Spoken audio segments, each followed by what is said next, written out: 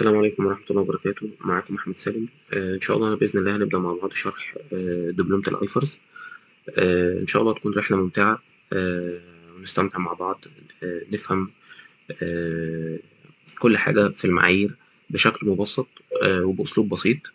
آه، هنحاول بإذن الله إن إحنا يعني ندي الخلاصة المفيدة بدون ما ندخل في تفاصيل معقدة.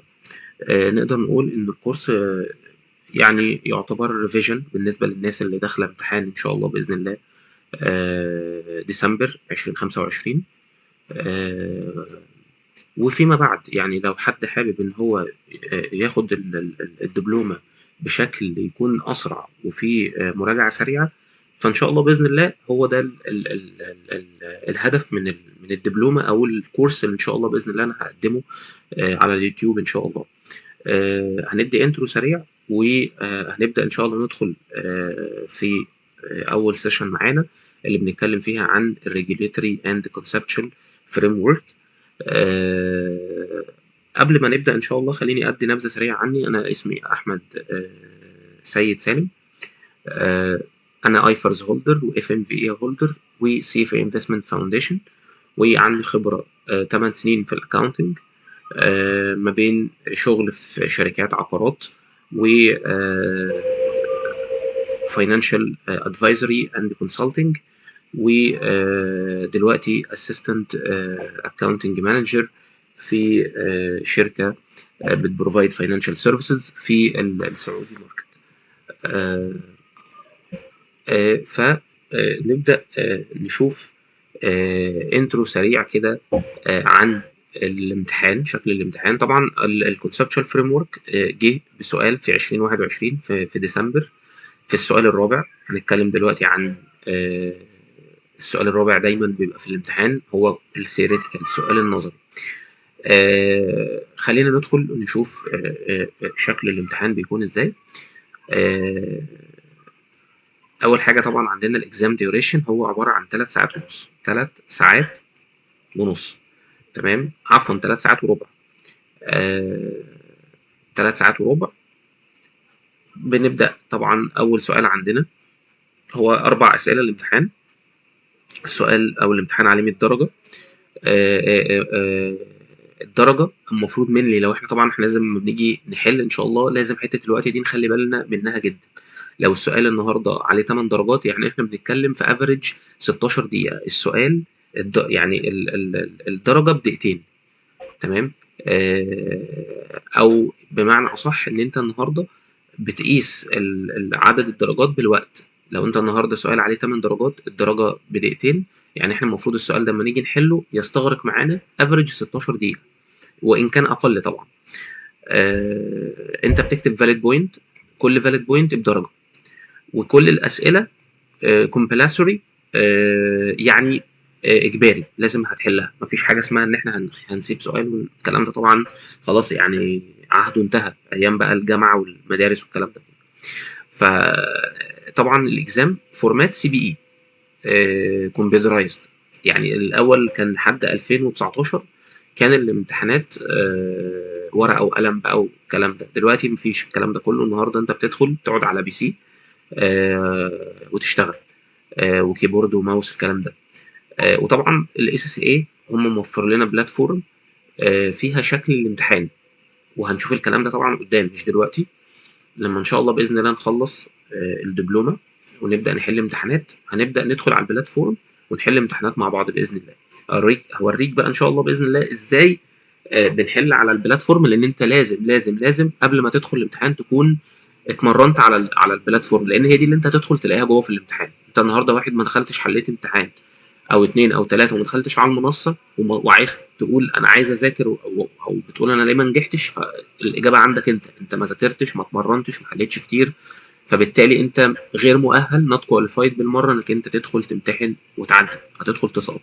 لازم تبقى بتذاكر كويس ومن دي 1 هتاخد عهد مع نفسك النهارده عشان يعني كل حاجه ليها تكلفه. انت النهارده عايز راجل تبقى هولدر، راجل عايز يبقى السي في بتاعك يتشاف بسرعه، يبقى عندك نوليدج كويسه تقدر تدخل في اي انترفيو تسد في الانترفيو، محتاج تعمل كل الكلام ده. يبقى انت خلاص هتتعب يبقى هتذاكر. لازم تبدا تدخل في مود المذاكره، لازم تعرف انك انت هتتعب، لازم تغير من نمط المذاكره اللي احنا اتعودنا عليه. وانا باذن واحد احد ان شاء الله مهمتي ان انا ابسط لك الموضوع ابسط، يعني بابسط طريقه ممكنه، واخليك ان انت تحب الموضوع. خاصه ان الاجزاء النظري في ناس كتير جدا بيبقى عندها مشكله مع الجزء النظري، ان هو يعني بيحس ان الموضوع بيبقى ممل، ما بيبقاش عارف يذاكره ازاي، يحفظ ازاي، يفهم ازاي. لا، هو الموضوع باختصار بسيط. الاجزاء النظري انا شخصيا، انا كاحمد لما كنت باجي اذاكر النظري ما كنتش بحب ادخل في تفاصيل مكلكعه تاخد مني مجهود ذهني وبدني تخليني لا انا اتخنقت، انا مش قادر اكمل. لا، انا كنت بحاول ان اخلي الجزء النظري ده يسير، اخد الحاجات المهمه اللي تفيدني بيه، وابدا انا ابسط الموضوع بالبوينت بتاعتي انا، بمذاكرتي وفهمي انا.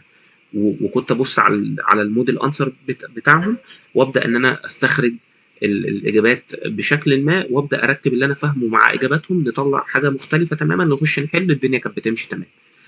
وده باذن الله اللي هنشوفه مع بعض لما نيجي نحل السؤال اللي جه في ايه، في 2021 باذن الله. خلينا نقول ان السؤال الاول بيجي عليه 25 درجه، الكونسوليديشن طبعا من اهم الاسئله في حياتك العمليه قبل الامتحان. تمام. والامتحان طبعا هنتمرن ان شاء الله باذن الله لما نوصل معيار الكونسوليديشن اي فار ستيل، هنبدا نشوف ازاي بنحل على القوائم الماليه المجمعه سواء كان بي اند ال او فاينانشال بوزيشن. السؤال الثاني عندنا بيجي عليه 3 اسئله. السؤال الثاني 20 درجه، بيجي في 3 بوينتس او في 3 كويشنز مطلوب منك انك تحلهم. السؤال الثالث بيبقى 25 درجه، سؤال كامل ستاندرد، ممكن يجيب لك معيار ويقول لك اتكلم عليه. انا طبعا هولدر في جون 2024. السؤال الثالث ساعتها جابوا لي معيار لذيذ جدا وبسيط، البروفيجن اي اس 37. والسؤال الرابع معروف طبعا، الناس كلها اللي بتدخل الامتحان عارفه ان السؤال الرابع هو السؤال النظري، واللي في ايدك انك انت تنجح فيه او تلم منه درجات. يعني انت معاك الكونسوليديشن، تمام. في ناس طبعا بتستثقلها، الكونسوليديشن لذيذه جدا جدا جدا، معاك 25 درجه هنا و25 درجه هنا، فاحنا بنتكلم احنا كده نجحنا. هو الامتحان طبعا نجاح احنا عارفين هو من 50. لو انت النهارده جبت ال 50 خلاص انت نجحت، بس احنا ما بنشتغلش على ال 50. يعني احنا مش هنشتغل عشان ندخل نجيب 50، لا احنا عايزين نجيب سكور عالي عشان احس ان انا لا انا فاهم، انا دخلت تعبت ذاكرت جبت سكور. ف... فدي مهمه جدا. الاثكس طبعا 5 درجات، سهل تجيبهم جدا. الاثكس ما فيهاش حاجه مش هنتكلم عليها دلوقتي، بس هما ال5 درجات ودباجه، يعني طريقه حل معينه هقول لك عليها ازاي تحل بيها ان شاء الله. خلاص خدت ال5 درجات، الموضوع خلص. بيقول لك ان انت how to prepare for your exam، انت ازاي تستعد للامتحان. اول حاجه طبعا الاكزام تكنيك، مهم جدا ان انت تعرف ازاي انت بتجاوب على السؤال. في ناس بتدخل من كتر ان هي متوتره، هو مش عارف يحل ازاي، يرتب افكاره ازاي، يبدا ان هو يشوف هيعمل ايه. طبعا في طرق معينه للحل. لما نيجي بنقرا السؤال المفروض اول حاجه بذكر المعيار، اسم المعيار او رقم المعيار واسم المعيار. ابدا اتكلم بقى، احط النوتس بتاعت المعيار اللي هي الكرايتيريا بتاعت المعيار، الريكوجنيشن طبعا.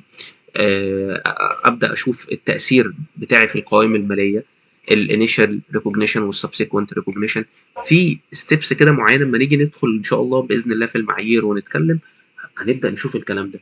الموضوع بسيط يعني بطريقه ما تتخيلهاش، ولذيذ في نفس الوقت للي بيحب وغاوي. انت واحد هتستثقل الموضوع، هتقول اصل اللغه مشكله عندي، اصل انا مش عارف ما بترجم وبكسل. طول ما انت بتكسل ومش عايز تاخد اي ستيب، فانت مش هتتحرك ولا تطلع خطوه لقدام. فانت النهارده عشان توصل لهدف معين لازم تتعب عشان الهدف ده. فدي حاجه معروفه. التايم مانجمنت دي كارثه من الكوارث الكبرى اللي ناس كتير جدا وقعت فيها، وبكل اسف ما نجحتش في الامتحان. انت النهارده عارف ان انت عندك امتحان من 100 درجه، تمام. الامتحان 3 ساعات، اول ربع ساعه دي انت مش شايفها، يعني اعتبرها كده مش موجوده، انت بتمتحن معاك 3 ساعات بس، تمام. الربع ساعه اللي في الاول دي كده الناس هتدخل تتكلم معاك، الناس اللي هم هناك في المبنى بقى جوه الامتحان في اللجنه، هيقول لك تعمل ايه وشويه تعليمات كده تعرفها. في جزء من التعليمات دي هتبقى موجوده معاك على البلاتفورم لما ندخل نحل هوريها لك، فانت هتسكيب الكلام ده كله وتستفيد بالربع ساعه دي مع الثلاث ساعات. طيب انا لما جيت حليت، طبعا انا كنت الحمد لله بحل كتير قبل الامتحان، الموضوع فرق معايا، كان معايا بالظبط في الاخر 30 دقيقه قدرت ان انا راجع فيهم، والموضوع فرق معايا طبعا. آه، في بقى واحد ممكن يجي يحل يقول لك اصل انا الكونسوليديشن وقفت قدامها كتير لان هي ما ظبطتش معايا. ان شاء الله عنها ما ظبطت، انت مش داخل تعرض قوائم ماليه لمدير مالي بتاعك في الشركه، انت النهارده داخل بتجمع، يعني بتكولكت درجات، تمام، بالطريقه اللي تخليك في السيف سايد. انت مش داخل تقفل امتحان، انت معلش احنا مش في امتحان ثانويه عامه، انت النهارده داخل ذاكرت بتحل بطريقه تخليك تجيب درجات تنجحك وتعديك. فيما بعد بقى هنقفل مع بعض ونحل مع بعض او نقفل قوائم ماليه مع بعض، اكسرسايز تقدر تعملها فيما بعد. احنا بناخد المين بيربز من الامتحان انك انت آه، تباص الاكزام، ده الغرض الاساسي من الامتحان. التايم مانجمنت، الوقت لو فات منه كتير وانت ما قدرتش انك انت تكفر الامتحان بشكل سليم، هتلاقي نفسك وقعت. في ناس كتير جدا بتقعد في الكونسوليديشن ممكن يقعد فيها ساعة ونص، هي المفروض اصلا ما تاخدش اكتر من 45 دقيقة، يعني لو 40 يبقى حلو قوي، اكتر من كده انت بتهرج. فانت بتقول لي انا ساعة ونص، طب ما انت لسه معاك الساعة ونص دول، انت كده كلت نص الامتحان. هل الساعة ونص هتلحق تخلص 3 أسئلة؟ كل أسئلة فيهم مقالية وفيها كتابة، وفي أسئلة فيهم هتيجي عملي هتحل وهتحتاج انك تفكر. فلا، فانت محتاج تعمل تايم مانجمنت للامتحان. هتمشي. انا عن نفسي لما جيت حليت سبت الكونسلتيشن ما بداتش بيها، بدات بالسؤال الرابع، بعد السؤال الرابع خدت السؤال الثالث، كده انا خلصت سؤالين، خلاص انا مطمن، خلصت سؤالين، يعني انا مخلص 50% من الامتحان. رحت عامل ايه بقى قبل ما اخش في السؤال الثاني؟ رحت ماسك الكونسوليديشن خلصتها، رحت راجع على الثاني مخلصه وراجع على الكونسوليديشن تاني، خلصت الامتحان خلاص وبقى معايا نص ساعة والدنيا فلة. فليه نضغط نفسينا؟ طبعا انا بعتذر عن التشويهات اللي انا عملتها دي، ولكن الواحد يعني ايه بيحاول ان هو يوصل الكونسبت على قد ما يقدر.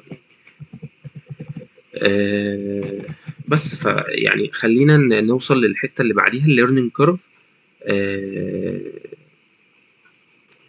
الليرنينج كيرف عندنا لو انا النهارده آه، انا لسه في اول كوارتر، انا واقف هنا عند البوينت دي، فانا لسه مفيش انفو. مع الوقت طبعا هيبدا الليرنينج كيرف بتاعي يعلى، انا هوصل لكوارتر 2 هبقى هنا، خلصنا كوارتر 2 دخلنا في كوارتر 3 هبقى هنا، خلصنا كوارتر 3 دخلنا في كوارتر 4 هبقى هنا. فالليرنينج كيرف بتاعك كنولج انت عمال كل كوارتر بيعدي عليك. طبعا الكوارتر ده بيبقى فيه مجموعه كبيره من المعايير بنخلصها، اكيد انت عمرك ما هتبقى نفس الميثودولوجي والمنتاليتي وانت في كوارتر 1 عند بوينت 0 زي ما هتوصل لبوينت 15 عند كوارتر 4. لا طبيعي هيكون النولج زادت مع عندك، هيبدأ يكون عندك تصور لكل حاجة تأثيرها في القوائم المالية، هيكون تفكيرك دايما حتى وفي شغلك اللي هو النهارده البند اول ما هعمل الانتري هيرمي فين في القوائم المالية عندي، هيأثر فين، طب ايه اللي هيزيد وايه اللي هيقل، طب ده هيضرب عندي في الايكوتي عشان انا عندي النهارده رقم عليت بيه ريفينيو، فالريفينيو هيعلي معايا نت انكم، طب نت انكم يعني هيأثر عندي في الار اي وهكذا. فانت الموضوع عندك هتبدأ تحس ان لا والله انا الموضوع عندي فرق كتير. طيب نبدأ. طبعا ده محتوى الدبلومة عندنا. آه، هنبدأ طبعا ان شاء الله بإذن الله كوارتر 1 دي المعايير اللي ان شاء الله بإذن الله آه، هناخدها في كوارتر 1. احنا النهارده هنبدأ بالريجوليتوري كونسبشوال فريم ورك. مش حابب يعني ادخل في تفاصيل اكتر، كل المعايير دي هنتكلم عنها ان شاء الله. الاثكس هنأجلها شويه، وهنتكلم بقى عن معيار 21 اي اس اللي بيتكلم عن فروق العمله، واي اس 16 طبعا اللي بيتكلم عن الاصول الثابته، والانفستمنت بروبرتي اللي بيتكلم عن الاستثمارات العقاريه. كل الحاجات دي تخص الفاينانشال بوزيشن، الحاجات المعايير دي تخص الفاينانشال بوزيشن. في حاجات منها طبعا تدخل البرون كوست طبعا، وعندنا الانتنجبل اسيتس اللي هي المعايير الاصول غير ملموسه. كل دي حاجات طبعا ليها علاقه بالفاينانشال بوزيشن. طبعا دي معايير بقى ليها علاقه بالبي اند ال ريفينيو ايفرس 15، ايفرس 16 الخاص بعقود الايجار، طبعا من المعايير المهمه جدا جدا جدا في الواقع العملي هو والايفرس 15. الدبلومه مليانه معايير 40 معيار، هنتكلم عنهم ان شاء الله ان ديتيلز، وفي نفس الوقت بشكل سيمبلي، يعني مش هندخل في ديتيلز مكلكعه. هنحاول ان احنا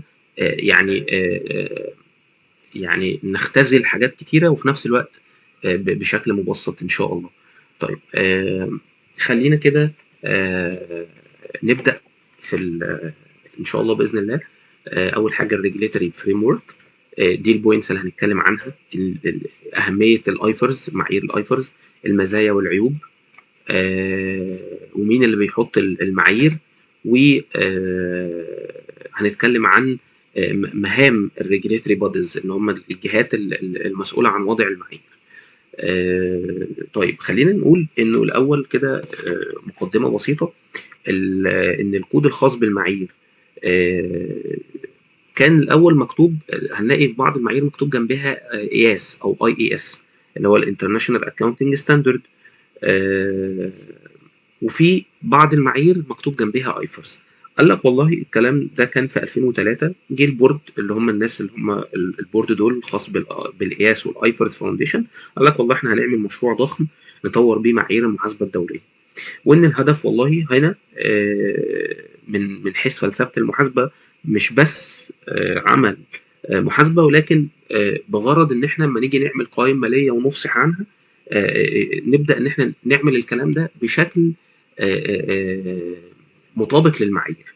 فده كان الهدف اللي من خلاله بدا جهات او البورد اللي هو الخاص بالايفرز والاي اي اس ان هم يطوروا مشروع الايه المعايير المحاسبه الدوليه، بحيث ان هي ما تكونش بس شامله المحاسبه ولكن كمان تكون شامله العرض والافصاح. وبالتالي اي معايير قديمه بيتم اصدار معيار جديد بديل ليها بيطلع بكلمه الايفرز بديل للقياس. يعني وليكن لو جينا شفنا مثلا اي اس 17 تمام، اللي هو طلع مكانه ايفرز 16 اللي هو معيار الليز. ده كان الاول اسمه اي اي اس 17، لما جه صدر معيار الليز صدر بكلمه ايفرز. فده الفرق ما بين الاي اي اس والايفرز عشان في ناس برضو بتتلخبط ما بينهم. طيب قال لك ايه النيد فور ايفرز ستاندرد، النيد فور ايفرز ستاندرد. قال لك والله the need for for a single set of IFRS arises as a result of globalization of business activities and operations. يعني ايه الكلام ده؟ قال لك والله ان احنا لما جينا نحط المعايير نتيجه لتنوع الانشطه والمجالات والعولمه، ده سبب رئيسي في ان احنا احتاجنا ان يبقى في معايير ايه، معايير محاسبه دوليه. ده هو عشان كده بيقول لك احنا ليه احتاجنا ان احنا نحط المعايير. قال لك نتيجه للتنوع الانشطه، ان كل يوم في بيزنس جديد بيطرأ على الماركت، ده كله كان بيستلزم ظهور معايير تحكم الموضوع ده. الكلام ده الماتيريال بتاعتي دي هي طبعا من باب الامانه الماتيريال خاصه بالكورس اللي انا كنت باخده مع المحاضر اللي انا كنت معاه، ولانها مبسطه وفيها يعني هي منظمه ومبسطه بشكل يخليك تقدر ان انت تذاكر، وفي نفس الوقت ايه ما تدخلش في التفاصيل اللي مش هتفيدك، خاصه في الاجزاء الثيوريتيكال زي ما احنا وضحنا الكلام ده قبل كده. فده من باب الامانه ان انا اذكر ان دي الماتيريال، ولكن انا طبعا بشرحها بطريقتي وباسلوب ابسط. الكلام ده لو جيت تدخل في الكتاب هتلاقيه موجود، يعني احنا مش واخدين الكلام ده من دماغنا ولا احنا مؤلفينه، لا الكلام ده موجود في الكتاب، تقدر ان انت تطابق الكلام ده بالكتاب لو للناس اللي حابه تذاكر من الكتاب. انا زي ما انا قلت في البدايه، انا النهارده مش جاي اشرح شرح بتفاصيل، في محاضرين اقوى مني بكتير بكتير بكتير جدا. انا النهارده جاي بشرح لك الموضوع بشكل مبسط وبشكل مختصر بدون دخول في تفاصيل. طيب ذا نيد فور ايفرز ستاندرد قال لك ان هو بيحقق لي 4 حاجات. قال لك ان هو بلاتفورم فور ا وايدر انفستمنت تشويس، قال لك ان المستثمر قادر ان هو يكون قدامه فرصه لاستثمارات كتير جدا. تاني حاجه قال لك مور efficient كابيتال ماركت. قال لك ان البورصات العالميه هتبدا ان هي تشتغل بشكل افضل، ما بقاش في تقييد لحد. خلاص النهارده الماركت بقى مفتوح للناس كلها. لور كوست اوف كابيتال، تكلفه اقل. آه، بمناسبه الافيشنت كابيتال ماركت، لو احنا خدنا اكزامبل كده بسيط على شركه النساجون. الشركه دي النهارده راحت اشترت مكتب في انجلترا، وعملت شركه حطت فيها فلوس واشترت اسهم الشركه المصريه كلها، واصبحت شركه اجنبيه اللي هي من النساجون الشرقيون، اصبحت اللي هي اورينتال ويفر. خلاص. فده من ضمن المزايا اللي بسببها حصل الانفتاح والجلوباليزيشن اللي احنا كنا بنتكلم عليها، وان من ضمن مزايا مور افيشنت كابيتال ماركت ان بقى اصبح عندي فيه سوق بورصه عالمي نشط، بيساعدك ان انت تروح تاكسباند في ماركت بره. لور كوست اوف كابيتال، تكلفه اقل. قال لك النهارده شركه امازون بتروح بتفتح في مصر، هتشتغل يعني هتشتغل المحاسبه بطريقه، هتفتح في السعوديه هتشتغل بطريقه مختلفه. قال لك لو كنا مشينا بالكونسبت ده، كان متخيل كل شركه في كل دوله هتعمل اي ار بي بكوست قد كده، فطبعا ده كان هيخلي التكلفه عاليه جدا. فقال لك عشان كده المعايير لما جت قال لك خلاص والله انا هفتح في مصر، هفتح في السعوديه، هفتح في اي بلد، هو معايير واحده ايفرز انا بطبقها. فده طبعا وفر معايا الكوست. الانهانسد بزنس ديفلوبمنت. انهانسد بزنس ديفلوبمنت قال لك تطوير الاعمال. طبعا خلاص انت رؤيتك بقت شامله، ليك سبسيدري في كل حته، تقدر ان انت تاخد قرارات، تقدر تقرا قوائم الماليه بشكل كويس جدا. نبدا نتكلم عن الادفانتج والديس ادفانتج. ذا مين ادفانتج قال لك والله اول حاجه من ضمن مزايا الايفرز، قال لك والله ان البيزنس كان بريزنت its financial statement on the same base as its foreign competitors making comparison easier. يعني ايه يا عم الكلام ده؟ قال لك والله ان انت النهارده تقدر تعرض القوائم الماليه بتاعتك، تقدر بشكل يخليك ان انت تقدر تقارن القوائم الماليه بتاعتك بالمنافسين بتوعك من نفس الماركت في نفس السيكتور بتاعك. آه، حتى لو كانوا شركات بره بس في نفس مجالك. تمام. فده خلى المقارنه تبقى very very easier. تمام. طيب تاني حاجه cross border listing will be facilitated making it easier to raise capital abroad. يعني ايه برضو الكلام ده؟ قال لك والله برضو ان انت النهارده تقدر تروح زي ما احنا لسه قايلين مثال النساجون، انت تقدر تبقى ليستد في البورصه، تقدر تطرح اسهمك في البورصه، تكسباند. تمام. تفتح في دول بره بالخارج، مش لازم في بلدك بس. دي كلها حاجات الايفرز، من مزايا الايفرز اللي بقت يعني دي من مزايا الايفرز خليتك ان انت تقدر ان انت تعرض القوائم الماليه، وتبدا ان انت تشوف القوائم الماليه للمنافسين بتوعك، لان انت خلاص النهارده في معايير واحده. فانت النهارده راجل شغال في ماركت معين، وليكن في الدعايه والاعلان. خلاص انت النهارده ماركتنج ادفايزري، هتروح تشوف كل الشركات اللي في نفس السيكتور اللي شبهك، بص على القوائم الماليه لقيت بنفس العرض بنفس تطبيق المعايير بكل حاجه. فدي كانت اول ميزه. وتاني ميزه زي ما احنا قلنا ان انت تقدر ان انت تروح تاكسباند في ايه، في ماركت خارجي في دول بره. الكومبانيز with foreign subsidiaries will have a common wide accounting knowledge. بمعنى لو انت النهارده عندك شركه سبسيدري بره، تقدر ان انت تقارن قوائمها الماليه بتاعتها بالقوائم الماليه بتاعتك في الدوله بتاعتك. اخر حاجه الفورين كومبانيز which are target for take over or merger can be more easily. تقدر النهارده ان انت تستحوذ على شركات وتكبر شركات. الموضوع بقى very more easily appraised. تقدر ان انت تعمل الكلام ده بسهوله. دي كلها من مزايا الخاصه بالايفرز. طب العيوب قال لك ان هو طبعا تطبيق المعايير في بعض من الاوقات بيكون هاي كوست. طبعا ده بيكون تطبيقه مكلف لانه معمول على اعلى درجه من الاحترافيه. التفاصيل اللي موجوده في الايفرز اقل من الموجوده في اليو اس جاب. يعني خليني اديك مثال بسيط كده. انت النهارده ما قلتليش لو انا عندي سيستم، تمام، ما عرفتش تكلفته او ما عرفتش ارسمله وسجلته كاصول عندي غير ملموسه. يعني لو انا النهارده ما اعرفش التفاصيل اللي تقول لي لما يكون عندك سيستم تتعامل معاه ازاي، يعني هسجله كمصاريف ولا هعمل له كابيتاليزيشن واسجله كاصول عندي. النهارده لو انت ما فيش تفاصيل بتقول لك الكلام ده انت مش هتعرف تتصرف. عشان كده قال لك دي من العيوب بتاعه الايفرز، اللور ليفل اوف ديتيلز، التفاصيل. في تفاصيل كتير غايبه عني، لو انا مش عارفها مش هعرف اتعامل ازاي مع الايه، مع المعلومه اللي قدامي او مع الكيس اللي قدامي. فدي كانت من ضمن الايه، الادفانتج والديس ادفانتج. هننتقل للنقطه اللي بعديها، وهي خطوات وضع المعايير، او ازاي المعيار لما بنيجي مثلا اللي هم بره ما بيجي يحطوا المعايير، ايه اللي بيتم، يعني إيه الخطوات الخاصه بوضع المعايير. the process for developing an individual standard due process. طبعا step 1، IASB establish an advisory committee.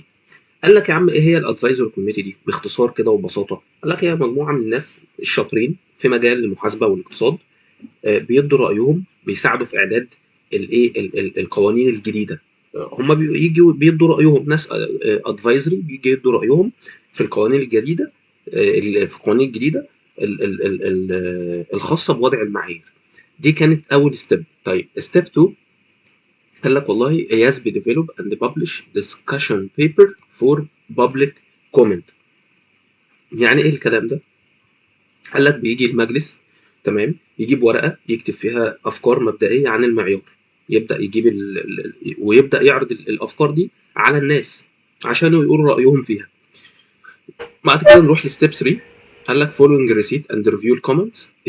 طبعا بيبدأ إن هو يفولو أب في مع آراء الناس ويراجع تعليقاتهم وكومنتاتهم. بعد كده يبدأ إن هو، وبعد طبعا ما هو بيرفيو بقى الكومنت، قال لك القياس بديفلوب اند ببلش اكسبوجر درافت فور بابليك كومنت. بمعنى ان هو بيجي يبدا خلاص في ستيب 3 دي، بعد ما شاف الكومنتس بتاعت الناس يبدا يعمل درافت. الدرافت دي اللي هي تبقى يعتبر شبه النسخه النهائيه للمعيار، بعد ما بيكون جمع اراء الناس وشاف اراء الناس يبدا يعمل درافت كنسخه شبه النهائيه للمعيار. ويبدا في ستيب 4 خلاص بيبدا ان هو يشوف الاراء تاني لاخر مره، وبعد ما خلاص بيبدا يشوف الاراء ويعدل ويحط الشكل النهائي للمعيار، يبدا خلاص القياس بيصدر الايه الفاينل الانترناشونال فاينانشال ريبورتنج، المعيار النهائي خلاص يبدا ده بيعتمد، بيبقى خلاص كل الشركات مطالبه ان هي ايه تطبقه. دي كانت باختصار شديد الستبس الخاصه باصدار المعايير.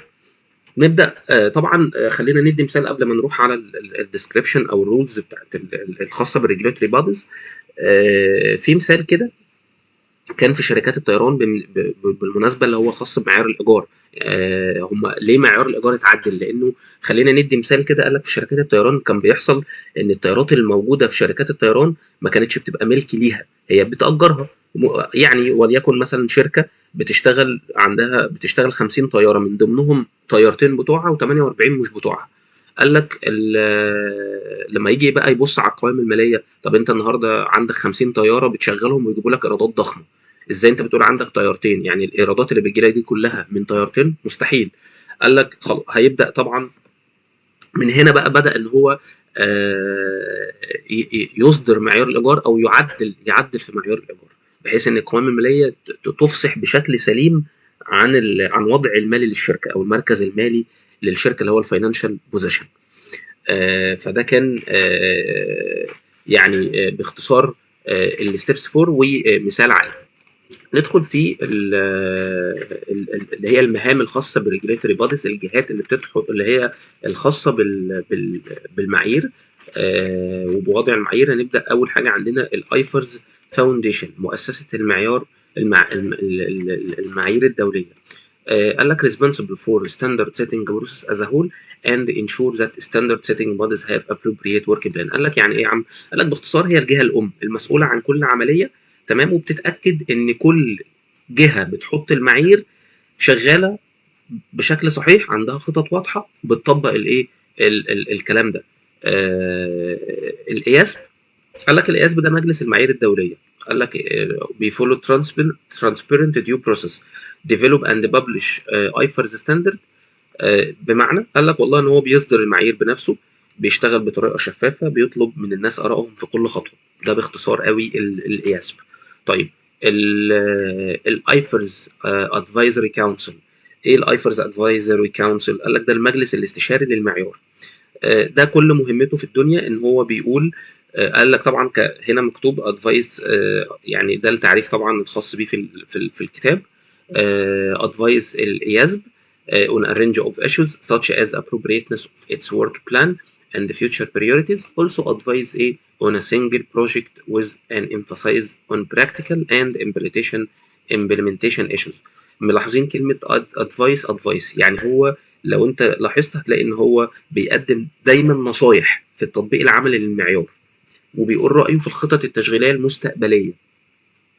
فدي كل مهمته ان هو بيقدم نصايح عن كيفية تطبيق المعيار والخطط التشغيلية المستقبلية الخاصة بالمعيار. ده الايفرز ادفايزري كونسل. الايفرز انتربريتيشن كوميتي، دي المسمى بتاعها لجنة تفسير المعايير. لجنة تفسير المعايير قال لك إن هي provide timely guidance on the application and interpretation of IFRS standard. It deal with newly identified financial reporting issues not addressed in IFRS standard. يعني إيه الكلام ده؟ قال لك والله هي مهمتها إن هي بتحل المشاكل الخاصة بالمعايير. لما الناس بتلاقي نقطة مش واضحة، تمام، مش موجودة في المعايير، هو بيبدأ إن هو يوضح حاجة زي كده، او مش متغطيه طبعا. يعني لو في الناس مثلا شايفه ان في نقطه مش واضحه او مش بتكفرها المعايير، بيبدا ان هو يدخل يفسر ويوضح الكلام ده. بتعالج طبعا المشاكل الجديده اللي ظهرت في المعيار واللي ملهاش حل. بيبدا ان هو يدخل او يتدخل في او اللجنه دي تدخل تحل المشاكل دي. يعني من الاخر كده نقدر نقول ان الايفرز انتربريتيشن كوميتي هي بمثابه خدمه العملاء الخاصة بالمعايير. لو أي مشكلة واجهت الجهات الخاصة بالمعايير أو في مشكلة بتقابل الناس في المعيار، بيبدأوا يرجعوا للجنة تفسير المعايير. ده باختصار شديد قوي الجهات والمسؤولة عن المعايير وبيعملوا إيه. ندخل على الجزء اللي فاضل في سيشن 1 معانا النهارده، اللي هو الكونسبشوال فريم ورك. احنا اتكلمنا عن الريجوليتوري فريم ورك، هنتكلم عن الكونسبشوال فريم ورك. يعني ايه كونسبشوال فريم ورك اصلا؟ قال لك هو اسمه الاطار المفاهيمي. الاطار المفاهيمي is a statement of generally accepted theoretical principle which form of the frame of reference for financial reporting. Theoretical principle provide the base for IASB development of new accounting standard and evaluation of those already exist. يعني ايه يا عم الكلام ده؟ قال لك هو ببساطة كتاب القواعد العامة اللي بيعتمد عليه مجلس معايير المحاسبة الدولية اللي هو الإياسب، لسه كنا بنقول بيعمل ايه لما بيجي يكتب او يراجع اي معيار محاسبي. يعني ايه قواعد عامة او مبادئ نظرية؟ ايه هي القواعد العامة اللي هو اللي بيعتمد عليها الإياسب؟ قال لك مبادئ أساسية زي ازاي نقيم الأصول والخصوم، ازاي نعرض القوائم المالية، ايه الهدف من التقارير المالية اصلا، ايه الخصائص اللي المفروض تكون موجودة في المعلومات المحاسبية، الوضوح، الصدق، القابلية للمقارنة. الكلام ده هنشوفه دلوقتي.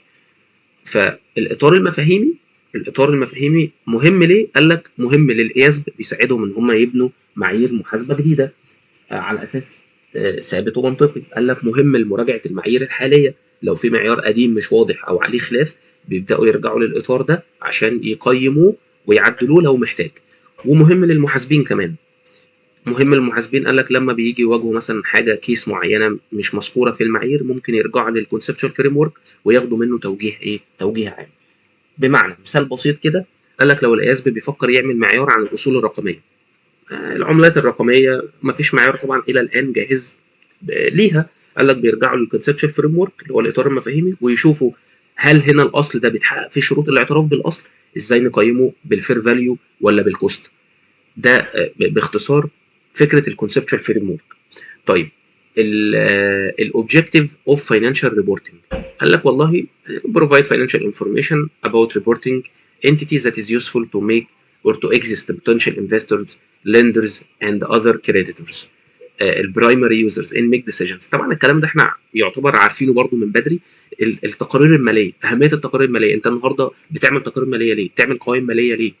دي اللي بتديك معلومات عن المؤسسه بتاعتك، معلومات عن المؤسسه بتاعتك. هي مفيده طبعا للجهات اللي هم الاطراف الخارجيين زي مين؟ البوتنشال انفستورز. انت النهارده واحد عايز تروح تنفست في شركه، اول حاجه بتطلبها كمستثمر بتبص على القوائم الماليه عشان تقدر تشوف الشركه دي عندها اصول، بتقدر تدور الاصول دي كويس بحيث ان هي تجيب لي ريفينيو، تجيب ريفينيو محترم. فانا اقدر ان النهارده هخش احط فلوسي، احط جنيه هلاقي 10.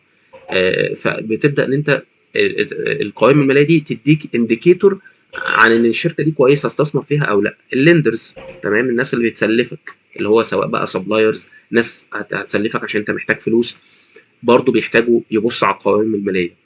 اذر كريديتورز بقى، السبلايرز اللي انت بتتعامل معاهم، انت النهارده لو الكريدت ريتنج او تصنيفك الائتماني سيء والقوائم الماليه بتاعتك لو حد جه مسك لقى عندك التزامات ضخمه ما بتسددش اللي عليك، الوضع المالي بتاعك سيء، السولفنسي ريشيو والليكويديتي ريشيو عندك واقعين خالص، فانت النهارده ك كبرايمري يوزر مش هتعرف تاخد قرار ان انت النهارده تروح تانفست في الشركه دي ولا لا، هتكسباند ازاي في الشركه دي. فبناء عليه الفاينانشال ريبورتنج ده طبعا الاوبجيكتيف الخاص بالفاينانشال ريبورتنج. طيب الكواليتيف كاركترستكس، ايه هي الكواليتيف كاركترستكس؟ انا اسف جدا. قال لك في مجموعه من الخصائص، تمام. النهارده القوائم الماليه دي عشان نقول كويسه لازم تتصف بصفات معينه. قال لك عشان تبقى سليمه ولا عشان تبقى مفيده؟ قال لك هو في فرق. قلت له طبعا، لان الصفات اللي تخليها سليمه لو مش موجوده ما ينفعش اصدر قوائم ماليه، بس اللي تخليها مفيده حاجه تانية، لان ممكن تكون سليمه بس مش عارف استفيد منها. فعشان كده مهم جدا ان هي تكون الصفات دي موجوده، فاندمنتال، اساسيه. فاول حاجه ريليفنت. يعني ايه ريليفنت؟ معلومات ذات ارتباط او ذات علاقه، مرتبطه بالاحداث. خلاص، يعني انت النهارده ما ينفعش تظهر ايراد حاجه ما حصلتش. فدي فكره الريليفنت. وليكن faithful represent. يعني ايه الفيثفول ريبريزنت؟ يعني يكون في امانه في العرض، ان انت من النهارده عندك عقد ب 10 مليون، ما تروحش تظهر لي ايراد ال 10 مليون وانت لسه ما قدمتوش، انت بتظهر العقد الايراد اللي يخص السنه فقط. فدي امانه في العرض، لازم يكون في faithful represent. فدي اول صفه يعني دي تاني صفه، او دي الصفات الريليفنت والفيثفول ريبريزنت. دي الصفات اللي لو موجوده، تمام، نقدر ان احنا نقول ان القوائم الماليه دي سليمه. طب في صفات مهمه لازم تكون برضو متوفره عشان القوائم الماليه دي تكون اكثر افاده. قال لك الكومبارابيلتي. يعني ايه الكومبارابيلتي؟ المقارنه. لو انا النهارده، وده اللي بيميز محاسب عن التاني، رحت قلت للمحاسب عندي والمحاسب تاني عندي انا محتاج ريبورت عن حسابات العملاء، تمام. في واحد راح عمل شيت حط لي فيه الارصده بتاعت العملاء الخاصه بالشهر وشكرا على كده. واحد تاني راح عمل لي مقارنه زمنيه مع ما بين الاي ار، ما بين العملاء على مدار فتره زمنيه معينه. فكل واحد فيهم اشتغل، بس في واحد اشتغل بشكل سمارت، عرف يديني المعلومه من غير ما انا احتاج ان انا ابدا ان انا ايه اسال في اسئله تانية، او اسال اسئله تانية واحتاج تفاصيل تانية. فدي الكومبارابيلتي، المقارنه. الفيرفايابيلتي، التحقق، تمام. زي مثلا وليكن واحد راح عمل لي مطابقه لارصده الموردين، مطابقه لارصده العملاء، للخزنه. دي كلها حاجات بغرض الايه، التحقق. انا عايز اتحقق من الرصيد ده. انا قلت له النهارده انا عندي مليون جنيه رصيد في العملاء، حقق لي الرصيد ده. دي فكره الفيرفايابيلتي. تايملينس، التوقيت اللي بيجي فيه المعلومه. انا ما ينفعش النهارده اقول لك انا محتاج معلومات عن حسابات معينه تخص سنه 2024 قبل ما نقفل القوائم الماليه، وخلاص قفلنا وانت جاي تجيبها لي بعد 3 4 شهور بعد ما قفلنا قوائم ماليه وطلعنا واعتمدت والكلام ده كله. فالتوقيت اللي بتيجي فيه المعلومه مهم جدا. اخر حاجه الاندرستاندابيلتي. كل ما كانت القوائم الماليه يعني سهل انك تفهمها وسهل انك انت تحللها، ده بيكون جود انديكيتور لل اللي هم اليوزرز اللي اتكلمنا عنهم، الانفستورز والكريديتورز. الناس لما تيجي تمسك القوائم الماليه ما يتوهش، ما يحسش ان الدنيا داخله في بعضيها، يبقى الموضوع يسير عليه. هندخل بقى في تعريف اللي جاي. دي تعريفات بسيطه جدا. فاينانشال ستيتمنت، طبعا عارفين يعني ايه قوائم ماليه. بروفايد انفورميشن عن الانتيتي اسيتس، اصول الشركه، اللايبيليتيز، التزاماتها، الايكوتي، حقوق الملكيه، الانكم، ارباحها او ايراداتها، واكسبنسز، المصروفات الخاصه بيها، اللي هي يوسفول طبعا فور يوزرز اللي احنا اتكلمنا عليهم القوائم الماليه. ان اسيسنج في ذا بروسبكت اوف فيوتشر نت كاش فلو، اللي هو في تقييم الكاش المتوقع في المستقبل and management stewardship of an entity economic resources، وفي إدارة الايه الاصول الخاصه بالشركه، بحيث ان هي تقدر ان هي تجيب لها في المستقبل عائد مادي كويس. ده فكره الايه تقييم القوائم الماليه، او شرح يعني ايه قوائم ماليه. عناصر القوائم الماليه طبعا assets ولايبيليتيز وايكويتي وايرادات ومصروفات. طبعا كل واحد من دول ليه تبويب طبعا في، وهم دول يعتبروا المين اكونتس للتشارت اوف اكونتس. هنبدا طبعا اول حاجه بالاصول. عندنا يعني ايه الاصول؟ طبعا هي بتبريزنت الايكونوميك ريسورسز كنترول باي ذا انتيتي از ا ريزلت اوف باست ايفنت. هي طبعا الاصول معروفه ان هي الممتلكات الخاصه بالمنشاه اللي بتجيب لها منافع اقتصاديه في المستقبل، واللي بتكون مستحوذ عليها من خلال المؤسسه من خلال احداث سابقه. تاني حاجه اللايبيليتيز. اللايبيليتيز طبعا بتريبريزنت التزامات على المؤسسه، اللي هي مفترض بتبين ايه الفلوس اللي على الشركه اللي المفروض اللي هي تسددها، واللي جايه برضو من باست ايفنتس. الايكويتي residual interest in the assets of the entity after deducting the liabilities، اللي هي معروفه الاكونتنج ايكويشن اللي احنا عارفينها، ان الاسيتس بتساوي اللايبيليتيز بلس الايكويتي. فالايكويتي هي طبعا الاماونت ريميننج، بمعنى اللي هو الاصول بتاعتي بعد ما اخفض الايه اللايبيليتيز. يعني انا بقول الايكويتي هي عباره عن الايه الاسيتس ليس لايبيليتيز. طيب الانكم او الايرادات هي الانكريس في الاسيتس او الديكريس في اللايبيليتيز، هي الزياده في الاصول او الانخفاض في الالتزامات اللي بينتج عنه زياده في الايكويتي. والاكسبنسز العكس طبعا، هو الانخفاض في الاصول او انخفاض في الاصول او زياده في الالتزامات طبعا اللي بينتج عنه انخفاض في الايكويتي. ندخل بقى في اخر حاجه الريكوجنيشن والدي ريكوجنيشن والميجرمنت. امتى اعترف وامتى اشيل حاجه عندي من عندي خلاص انا كنت معترف بيها، عكس الاعتراف عدم الاعتراف. والميجرمنت اللي هو القياس. يعني خلينا نقول ان الاعتراف اعمل القيد امتى، والقياس اعمل القيد بكام، بايه يعني الفاليو بتاعته. فالاعتراف بيقول لك all items is recognized when it meets the definition of elements of financial statement. يعني ايه مثلا؟ يعني انا النهارده لو عندي عربيه، لو انا عندي عربيه رحت اشتريت العربيه، رحت دفعت دفعه للراجل، قال لي اقل حاجه مثلا النهارده العربيه دي عامله مليون، قال لي جيت له رحت له ب 200، قال لي لا اقل حاجه 400,000، ونكتب عقد وتستلم العربيه. خلاص. قال لك ان انت النهارده لو انت دفعت ال 200 او لو انت دفعت ال 400 هنكتب عقد، بس مش هتستلم العربيه الا لما تدفع ايه اول قسط. فانت النهارده لحد دلوقتي مش قادر تعترف بالعربيه عندك في الدفاتر. طب خلاص دفعت اول قسط مع الدفعه المقدمه الداون بيمنت، هتسجل العربيه بالدفعه زائد القسط ولا بالمليون جنيه؟ او سيبك من القسط، قال لك انت النهارده هتدفع ال 400 عشان تقدر تستلم العربيه، لما هتيجي تسجل العربيه تسجلها بال 400 ولا بالمليون؟ قال لك لازم المعيار قال لك النهارده تسجل الاصل بالكوست بتاعته بالمليون. فالنهارده بعيدا عن المليون، انت النهارده اعترفت بالعربيه كاصل عندك. لو انت طبعا راجل بتتاجر في العربيات هتعتبر العربيه كاصل عندك. طبعا هي طبعا هتدخل كانفنتوري لو انت شغال في العربيات، اما لو انت شغال في اي حاجه تانية والعربيه دي خدتها لغرض تاني فخلاص هي برضه تعتبر اصل عندك.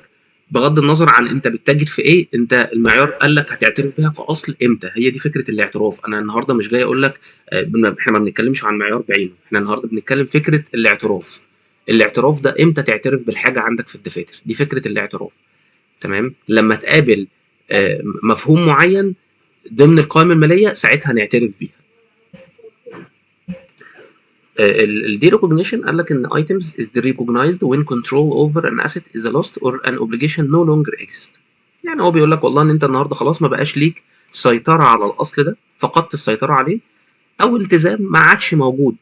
بمعنى قال لك ان انت النهارده في اسقاط دين للعملاء، خلاص انت النهارده عميل مش هتعرف تحصل فلوسك منه، فخلاص انت بتعمل اسقاط للدين بتاعه. خلاص بتدي ريكوجنايز الكاستمر ده.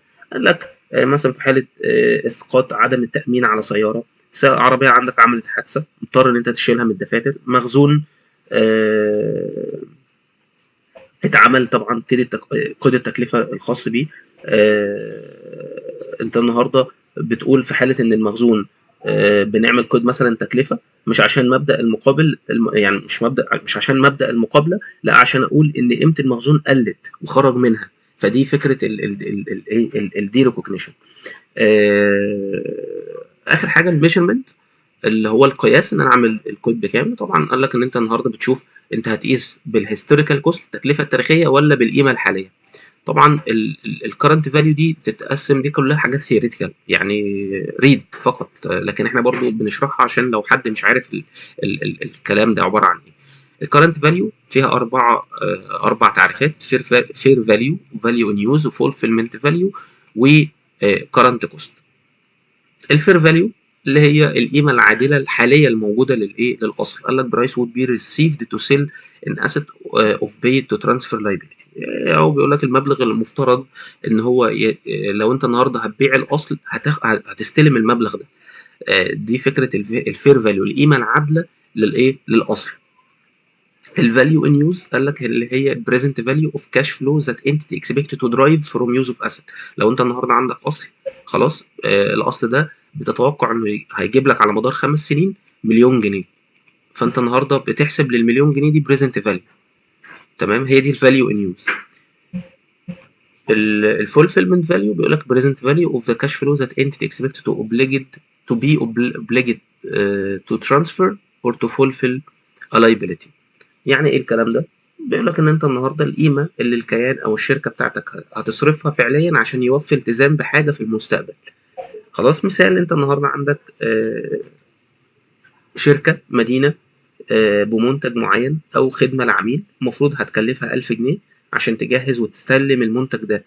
قال لك في الفولفيلمنت فاليو النهارده او الالتزام اللي عليه هو ال 1000 جنيه. خلاص. طيب الكرنت كوست، ودي اخر حاجه معانا خلاص. قال لك النهارده الكرنت كوست اوف اسيت is the cost will be paid of an equivalent asset. قال لك والله النهارده ده المبلغ اللي الشركه هتستلمه دلوقتي لو دي التكلفه اللي الشركه هتدفعها دلوقتي عشان تشتري اصل مشابه او يعادل الاصل اللي عندها. يعني مثال، لو النهارده الشركه عندها مكنه اشتريتها من سنتين ب 100 ودلوقتي لقيت سعرها في السوق ب 120، ده الكرنت كوست بتاعتها. خلاص. وكذلك كذا از لايبيليتي، قال لك ذا كوست وود بي ريسيفد فور ايكويفالنت لايبيليتي. قال لك النهارده لو الشركه عليها التزام او تعويض معين هتدفعه، وجت شافت ان الالتزام ده بيتقدر بره مثلا ب50000، خلاص هو ده الالتزام اللي عليه. الكرنت كوست كالتزام يعني. كده احنا الحمد لله خلصنا الكونسبشوال فريم ورك والريجوليتوري فريم ورك. في سؤال جه في 2021 زي ما قلنا في البدايه، خلينا نقرا السؤال ونشوف هم حالين. طبعا هنا ده الموديل انسر. قال لك one of the presenters at seminar I attended was explaining the work of International Accounting Standard Board. قال لك واحد من المقدمين، الناس اللي هم اللي بيبريزنت، البريزنترز اللي موجودين في سيمينار انا حضرته، was explaining، كان بيفسر المعايير المحاسبه الدوليه. From time to time she referred to conceptual framework for financial reporting. من وقت للتاني كانت بتشير الى الاطار المفاهيم اللي احنا كنا بنتكلم عنها. I thought that the board set individual international financial reporting standard. انا بعتقد ان البورد هنا بيست individual international financial reporting standard، معايير محاسبه دوليه فرديه to deal with specific issues of financial reporting، عشان يتعامل مع بعض الكيسز او الحالات اللي خاصه بالتقرير المالي. What is the conceptual framework and how does it relate to individual IFRS standard issued by the board? I don't want. هنا طبعا خلاص هو خلص السؤال، بيقول لك انا مش محتاج ان انت تديني تفاصيل عن الكونسبشوال فريم ورك، ولكن اديني بريف عن الغرض من الكونسبشوال فريم ورك بشكل يفيد الصوره العامه الخاصه عن الفاينانشال ريبورتنج. بيقول لك 8 درجات. احنا قلنا طبعا في البدايه ان انت النهارده الدرجه بدقيقتين 2 مينت. خلاص، فانت النهارده بنتكلم 2 مينت في 8 يعني ب 16 دقيقه. انت مطالب انك تخلص السؤال ده في 16 دقيقه. خلاص. طيب هو جه النهارده بيقول لك والله ان الكونسبشوال فريم ورك is a document which is set out the objectives and the concepts for general purpose financial reporting. اللي هو بيحط الأهداف الخاصة والمبادئ الخاصة بأغراض التقارير المالية. The framework provide the foundations for the international financial reporting standard but is not standard itself. تمام. قال لك ان الاطار المفاهيمي برضه هو اللي بيتكلم عن المعايير المحاسبه الدوليه. These concepts are set out in the number of distinct chapters in the document. These chapters address issues such as the overall objective of general purpose financial reporting, which is provide financial information that useful in existing and potential investors. يعني ايه الكلام والرغي الكتير ده؟ هو بيقول لك انه الهدف او الغرض من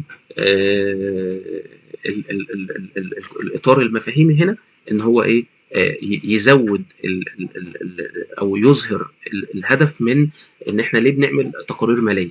تمام. وان المعلومات دي مهمه لليوزرز زي ما اتكلمنا اللي هم الانفستورز والليندرز والكريديتورز. و a further chapter details in the qualitative characteristics of useful financial information.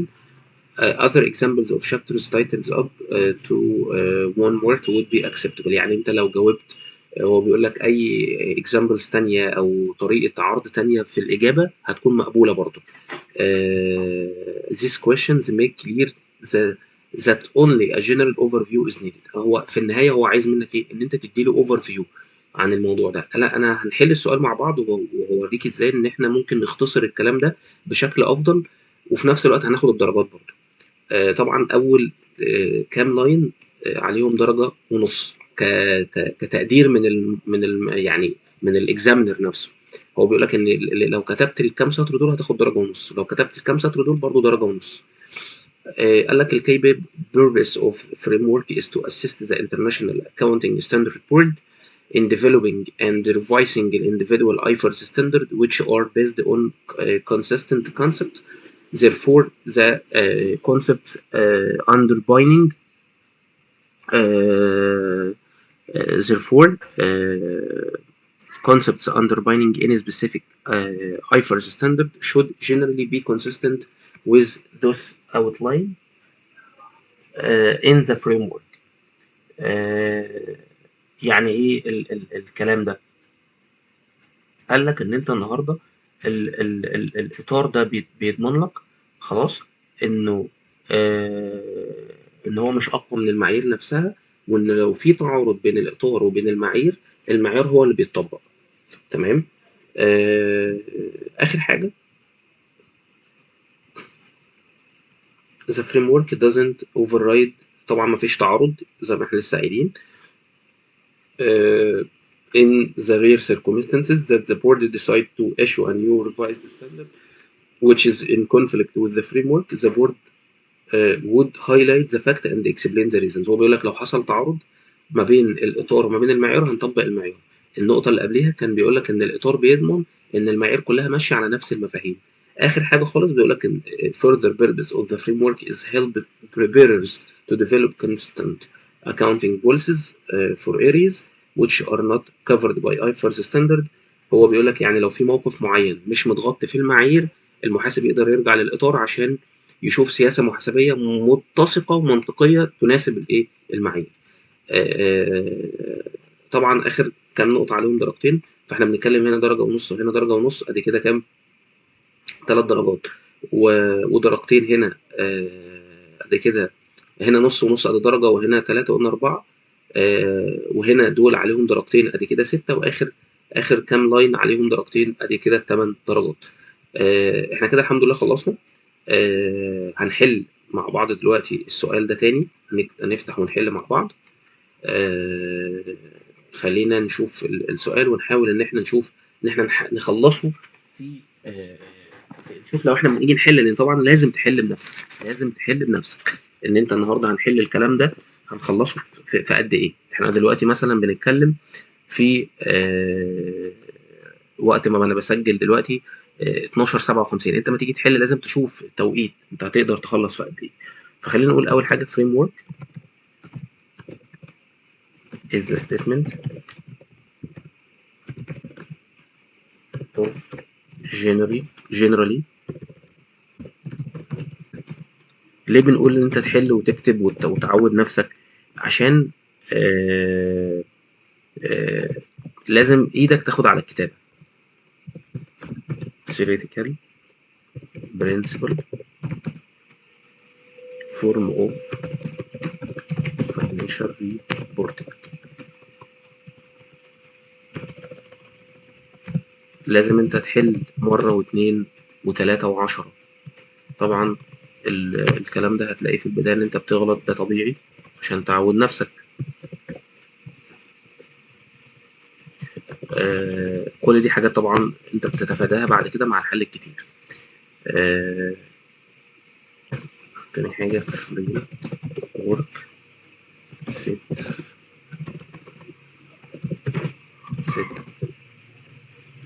objectives and concept. طبعا الكلام ده التعديل ده مش موجود طبعا هناك في الامتحان. هو مش هياخد، هو مبدئيا بس عشان برضو للناس اللي خايفة من الموضوع اللي هو الجرامر او الحروف والكلام ده كله، هو بياخد المعنى بشكل عام، مش بيركز قوي في الحته بس انت بتحاول بقدر الامكان انك تكتب صح، يعني بقدر الامكان انك انت تكتب صح. concepts for any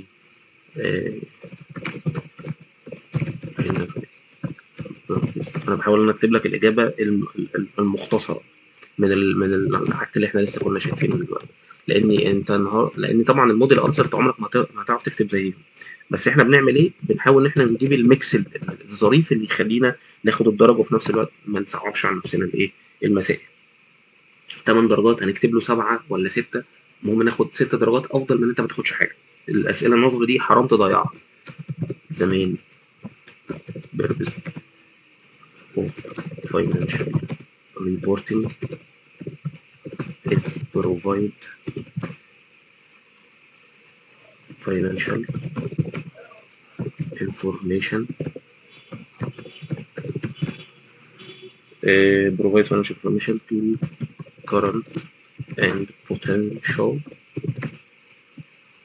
investors, lenders and creditors that help and use and make economic decision.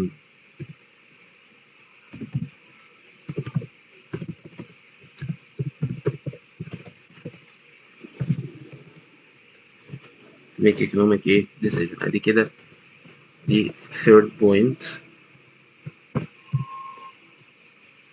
احنا كده كتبنا 3 بوينت اهم كتبناهم. ندخل على بوينت 4 framework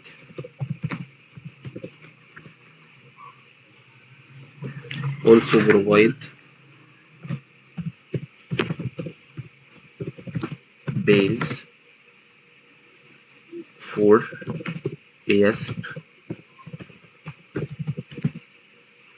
طبعا بعد كده بقى الحاجات المهمة تبدأ تدي بولد عليها وانت شغال، يعني كنوع من ان انت بتوري له ان انت فاهم، وبتحط له الحاجات البولد، لان كلمات البولد دي احنا بنركز عليها اصلا لما نيجي نشوف الكلام ده فيما بعد في كل معيار. of new accounting standard of new accounting standard and evaluate standard already exists.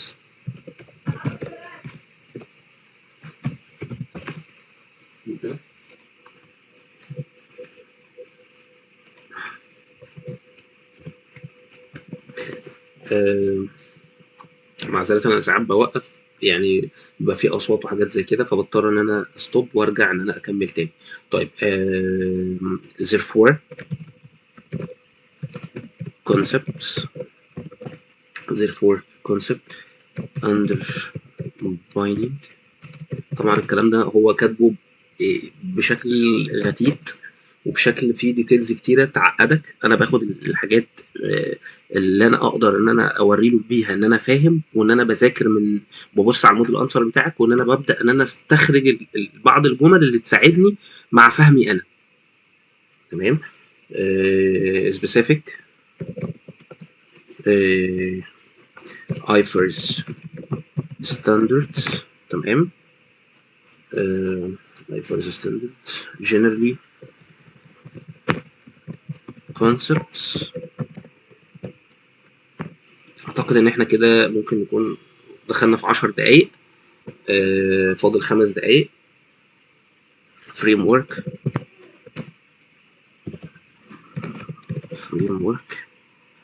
doesn't override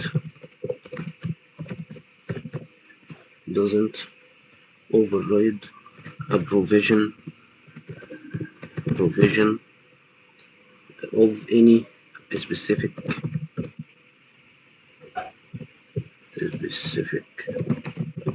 standards. A provision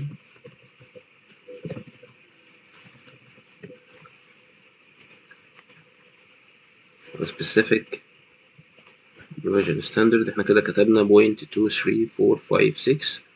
تمام. ممكن نقول اخر حاجه ان هو help preparers to develop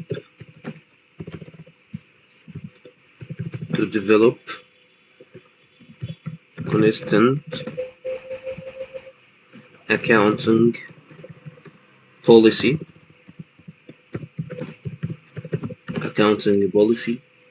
that not covered by IFRS standard.